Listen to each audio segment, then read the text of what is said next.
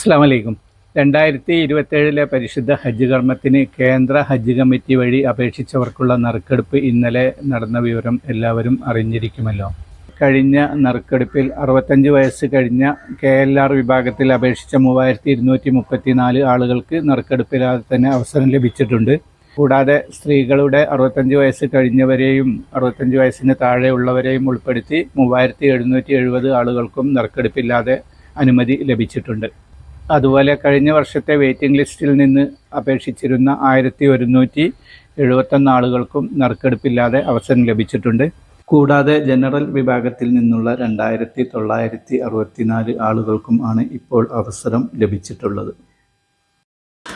ഇത് പ്രകാരം ഇപ്പോൾ 11,139 ആളുകൾക്കാണ് അവസരം ലഭിച്ചിട്ടുള്ളത്. ഇനി 13,091 ആളുകൾ ഇപ്പോൾ വെയിറ്റിംഗ് ലിസ്റ്റിൽ ആണ്. ക്യാൻസലേഷൻ വഴിയും മറ്റു സംസ്ഥാനങ്ങളിൽ നിന്ന് ലഭിക്കാൻ സാധ്യതയുള്ള കോട്ടയും എല്ലാം പരിഗണിച്ച് കുറേശ്ശെയായി ആളുകളെ വെയിറ്റിംഗ് ലിസ്റ്റിൽ നിന്ന് എടുക്കും എന്നാണ് പ്രതീക്ഷിക്കുന്നത്. ഇൻഷാ അല്ലാഹ്. ഇനി നറുക്കെടുപ്പിലൂടെയോ അല്ലാതെയോ അവസരം ലഭിച്ചവർക്കുണ്ടാകുന്ന ചില സാങ്കേതിക സംശയങ്ങളാണ് ഞാനിവിടെ പറയുന്നത്. മിക്കവാറും ആളുകളെല്ലാം അവരുടെ സെലക്ഷൻ ഡീറ്റെയിൽസിൻ്റെ വിവരങ്ങളൊക്കെ അറിഞ്ഞിട്ടുണ്ടാവും. ചില ആളുകളെങ്കിലും അത് അറിയാത്തവരും ഉണ്ടാകും. അത്തരക്കാരെ കൂടി ഉദ്ദേശിച്ചാണ് ഞാൻ ഈ വീഡിയോ ഇപ്പോൾ ചെയ്യുന്നത്. നമ്മുടെ കവർ നമ്പർ അല്ലെങ്കിൽ പാസ്പോർട്ട് നമ്പർ ഉപയോഗിച്ച് ഏറ്റവും എളുപ്പത്തിൽ എങ്ങനെ നമ്മുടെ സെലക്ഷൻ ഡീറ്റെയിൽസ് കണ്ടുപിടിക്കാം എന്ന് നോക്കാം. ആദ്യമായി ഹജ്ജ് കമ്മിറ്റി ഓഫ് ഇന്ത്യയുടെ സൈറ്റ് ഓപ്പൺ ചെയ്ത്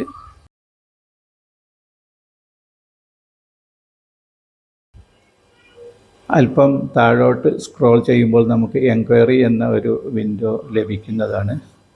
ഇവിടെ സെർച്ച് ബൈ എന്നതിൽ ക്ലിക്ക് ചെയ്ത് കവർ നമ്പറോ അല്ലെങ്കിൽ പാസ്പോർട്ട് നമ്പറോ ആക്റ്റീവാക്കിയതിന് ശേഷം അതാത് നമ്പർ ഉപയോഗിച്ച് നമുക്ക് നമ്മുടെ സ്റ്റാറ്റസ് കണ്ടുപിടിക്കാവുന്നതാണ്. ഇവിടെ ഞാൻ കവർ നമ്പർ ആക്റ്റീവാക്കിയ ശേഷം കവർ നമ്പർ തെറ്റാതെ ടൈപ്പ് ചെയ്ത് അതിന് ശേഷം താഴെയുള്ള ക്യാപ്ച കൂടി ടൈപ്പ് ചെയ്യുകയാണ്. തുടർന്ന് സെൻഡ് ഡീറ്റെയിൽസ് എന്ന ബട്ടൺ ക്ലിക്ക് ചെയ്യുന്നതോടുകൂടി നമ്മുടെ കവർ നമ്പർ അനുസരിച്ചുള്ള പേജ് ഇവിടെ ഓപ്പൺ ആയി വരുന്നതാണ്. വീണ്ടും താഴോട്ട് സ്ക്രോൾ ചെയ്യുമ്പോൾ നമ്മൾ സെലക്റ്റഡ് ആണോ അല്ലെങ്കിൽ വെയിറ്റിംഗ് ലിസ്റ്റ് ആണോ എന്നെല്ലാം ഇവിടെ കാണിക്കും.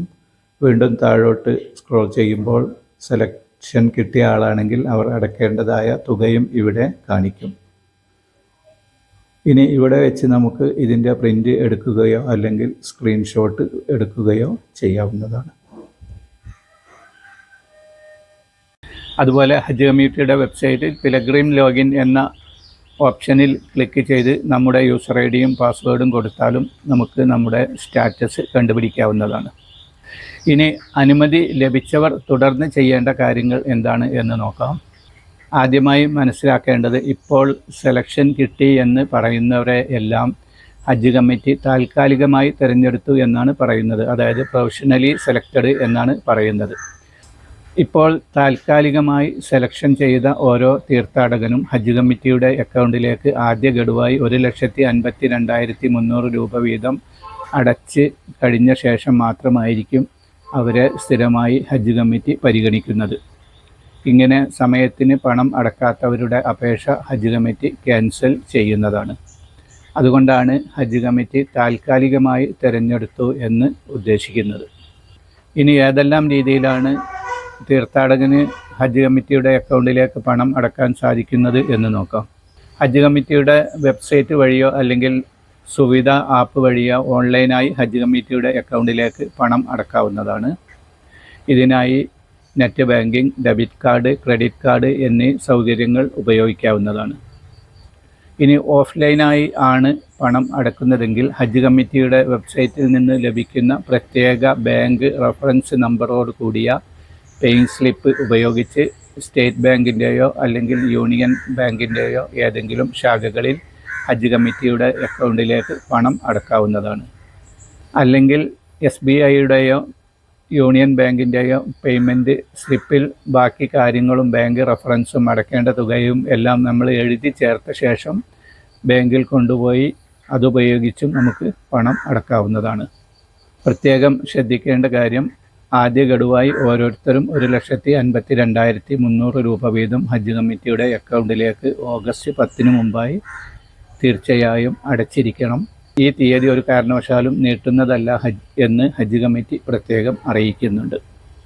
ഹജ്ജിന് അനുമതി ലഭിച്ച പല ആളുകളും മൊത്തമായി ഹജ്ജ് കമ്മിറ്റി വഴി പോയി വരുമ്പോൾ എത്ര സംഖ്യ ചിലവാകും എന്ന് ചോദിക്കാറുണ്ട്. അതിൻ്റെ ഒരു ഏകദേശ കണക്ക് നമുക്ക് താരതമ്യപ്പെടുത്തി നോക്കാം. കഴിഞ്ഞ വർഷം കോഴിക്കോട് നിന്ന് ഹജ്ജിന് പോകുന്ന ഒരാൾ ഹജ്ജ് കമ്മിറ്റിയിലേക്ക് മൊത്തമായി അടയ്ക്കേണ്ടതായിരുന്ന തുക 3,78,400 രൂപയായിരുന്നു. അതുപോലെ കൊച്ചി വഴി പോയ ഒരാൾ 3,56,750 രൂപയായിരുന്നു അടച്ചത്. കണ്ണൂർ വഴിയാണെങ്കിൽ 3,61,900 രൂപയും ആയിരുന്നു ഹജ്ജ് കമ്മിറ്റിയിലേക്ക് അടയ്ക്കേണ്ടിയിരുന്നത്.